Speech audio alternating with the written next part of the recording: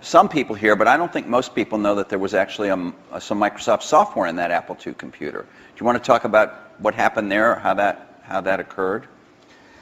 Yeah, there'd been the Altair and a few other companies, actually about 24, that had done various machines. But the 77 group included the PET, TRS-80, Commodore, and the Commodore PET, TRS-80, and the Apple II. The original Apple II BASIC, the integer BASIC, we had nothing to do with. But then there was a floating point one where, and I mostly worked with Woz on that. Let me tell this story.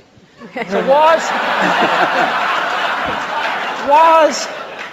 my partner, we started out with this guy named Steve Wozniak, brilliant, brilliant guy. He writes this BASIC that is like the best BASIC on the planet. It does stuff that no other BASIC's ever done. You don't have to run it to find your error messages. It finds them when you type it in and stuff. It's perfect in every way, except for one thing, which is it's just fixed point, right? It's not floating point. And so we're getting a lot of input that people want this BASIC to be floating point. And like we're begging Woz, please, please make this floating point. Who's we? How many people are in Apple? Well, me. Yeah. We're begging Woz to make this floating point, and he just never does it. You know, and he wrote it by hand on paper. I mean, you know, he didn't have an assembler or anything to write it with. It was all just written on paper, and he'd type it in. He just never got around to making a floating point. Well, this is one of the mysteries of life. I don't know, but he never did.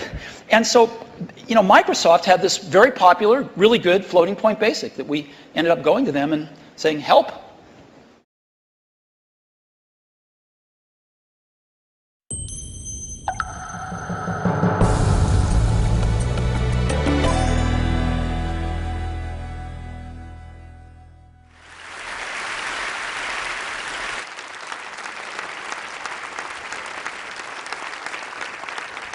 When I was a kid, the disaster we worried about most was a nuclear war.